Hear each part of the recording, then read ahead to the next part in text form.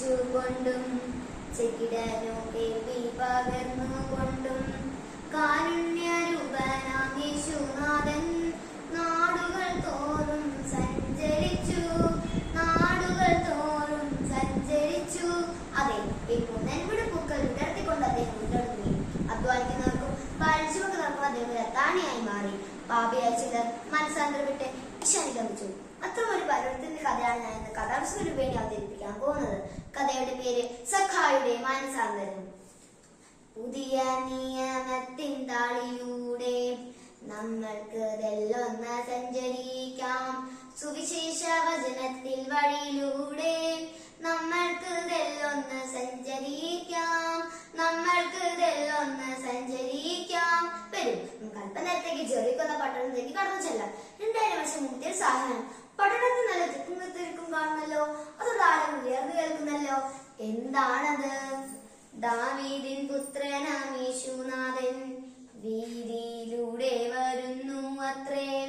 അത്ഭുത കൃത്യങ്ങൾ ചെയ്തുകൊണ്ടും വീതിയിലൂടെ വരുന്നു അത്രേ. പുത്രനായ യേശുനാഥന്റെ വരും പട്ടണവാസികൾ സന്തുഷ്ടരാക്കി. അങ്ങനെ കുരുടരും മുഴുതരും അങ്ങനെ ആ പക്കലുണ്ടായിരുന്നു. അങ്ങനെ ഈശോയെ സുഖപ്പെടുത്തുകയും ആശ്വസിപ്പിക്കുകയും ചെയ്തു. അങ്ങനെ കുട്ടികളും യുവാക്കളും ദരിദ്രരും മുഴുതരും മുതലാളികളും തൊഴിലാളികളും അങ്ങനെ ആ കൂട്ടത്തിലുണ്ടായിരുന്നു. അങ്ങനെ വലിയ പുരുഷാരം മുന്നോട്ട് നീങ്ങി. നഗരത്തിൽ 4 കരക്കപ്പുറത്തിൽ ഇടുങ്ങിയ വഴിയെത്തി.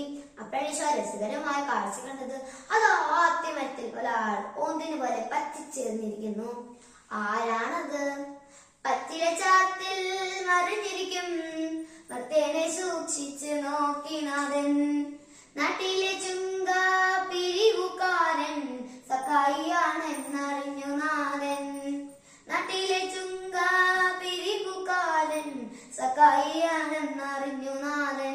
ഈശോയ്ക്ക് ശരിക്കും മനസ്സിലായി. നാട്ടിലെ ചുങ്കപിരിവുകാരനായ സഖായിയായിരുന്നു അത്. റോമ ചക്രവർത്തിക്ക് വേണ്ടി ജനത്തിന് കരം വീണ്ടിയ ക്രൂരനായ ഉദ്യോഗസ്ഥൻ. ഇസ്രായേലിൽ നിന്ന് അധികമായി കരം വീണ്ടിയ ക്രൂരനായ ഉദ്യോഗസ്ഥൻ. പക്ഷെ അതുകൊണ്ട് എന്തു കാര്യം? നാട്ടിലുള്ള ആർക്കും ഇഷ്ടമായിരുന്നില്ല. സമൂഹത്തിലായ കുഷ്ഠരോഗിയെ പോലെ വെർക്കൗട്ടായി മാറി. ഇതിനിടയിലാണ് സഖായി യേശുവിനെ കുറിച്ച് അറിയുന്നത്. ഈശോ മഹീശനെ കാണുവാനും സ്നേഹവചനങ്ങൾ കേൾക്കുവാനും സഖായി അങ്ങനെ കാത്തിരുന്നു. ദാഹിച്ചും മോഹിച്ചും കാത്തിരുന്നു.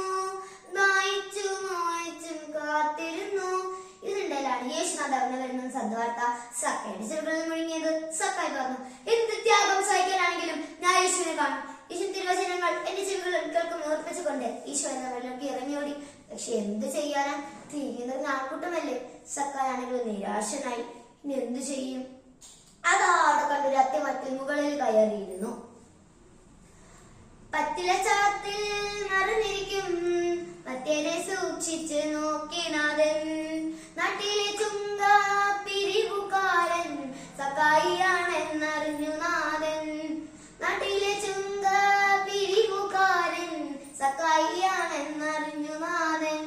ഈശോ തന്നെ ശ്രദ്ധിക്കുന്നുണ്ടെന്ന് സഖായിക്ക് മനസ്സിലായി. സ്നേഹം തുറന്ന കണ്ണുകൾ, പ്രകാശം ചൊരിയുന്ന മുഖം. ഈശോയുടെ മുഖം ഒന്ന് കെട്ടിപ്പിടിക്കാൻ ആഗ്രഹിച്ചു. പക്ഷേ ജനങ്ങൾ തന്നെ പരിഹസിക്കുമെന്ന് സഖായി പേടിച്ചു. ഇതിനിടയിലാണ് ഈശോയുടെ വിളി സഖായുടെ ചെവികളിൽ മുഴങ്ങിയത്. സഖായി, മരത്തിൽ നിന്ന് ഇറങ്ങി വരിക, ഇന്ന് ഞാൻ നിന്റെ വീട്ടിൽ താമസിക്കേണ്ടിയിരിക്കുന്നു. ഇത് കേട്ട സഖായി അത്ഭുതപ്പെട്ടു. എന്ത്? ഈശോയ്ക്ക് അറിയാമെന്നോ? ഈശോയുടെ വീട്ടിൽ താമസിക്കുമെന്നോ? ഇതെല്ലാം ജനങ്ങളുടെ മുമ്പിൽ പറഞ്ഞുകൊണ്ട് സഖായിക്ക് സന്തോഷമായി. പക്ഷേ ഇതെല്ലാം ആ ജനക്കൂട്ടത്തിന് ഇഷ്ടമായിരുന്നില്ല. നീതിമാനായ ഈശോ പാവീട്ടിൽ വസിക്കുമെന്നോ? അങ്ങനെ ജനങ്ങൾ ഈശോനെ സഖായിനെ മാറി മാറി നോക്കി. പാവനരൂപനാം യേശുനാഥൻ പാപിയോടൊപ്പം വസിക്കുമെന്നോ? ഈ വിധമുണ്ടൊരു ഹീനകൃത്യം ദാവീദിൻ പുത്രനു ചേർന്നതാണോ?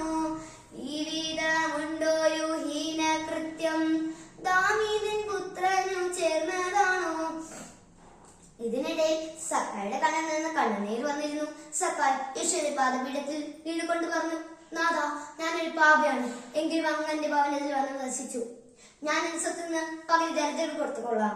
ഞാൻ ആരെങ്കിലും വഞ്ചിച്ചിട്ടുണ്ടെങ്കിൽ 4 ഇരട്ടിയായി ഞാൻ അവർക്ക് പകരം ചെയ്തു കൊള്ളാം. ഇതെല്ലാം കേട്ട ഈശോയ്ക്ക് സന്തോഷമായി. ഈശോ സക്കായുടെ തലയിൽ കൈവച്ചുകൊണ്ട് പറഞ്ഞു, മകനെ, ഇന്ന് ഭവനത്തിൽ രക്ഷ കൈവന്നിരിക്കുന്നു. സക്കായുടെ ഹൃദയത്തിൽ പുതിയ ആകാശം ഭൂമി നിറഞ്ഞു. അങ്ങനെ സക്കായ് ഒരു പുതിയ മനുഷ്യനായി മാറി. ഇതെല്ലാം കണ്ടെന്ന ജനക്കൂട്ടം തന്റെ തെറ്റുകൾ മനസ്സിലാക്കി സക്കായുടെ സ്നേഹം വർദ്ധിച്ചു. പ്രിയ കൂട്ടുകാരെ, സക്കായ് പോലെ നമുക്ക് ചില കുറവുകൾ വന്നിരിക്കാം, പാപങ്ങൾ ചെയ്തിരിക്കാം. നമ്മൾ പാപമാണ് ചെയ്യുന്ന ബോധ്യമായ ഒട്ടുമടിക്കാതെ പാപങ്ങൾ യാചിക്കണം. നമ്മൾ വലിയവനാണ് ചെറിയവനാണെന്ന് നോക്കാതെ ഈശോയോട് നമ്മൾ പാപം യാചിക്കണം. ഇതെല്ലാം കൂടെ കഴിഞ്ഞുകൊണ്ട് ഞാൻ എന്റെ കഥാവസരം നിർത്തുന്നു. നന്ദി. ജയ് ക്രൈസ്റ്റ്.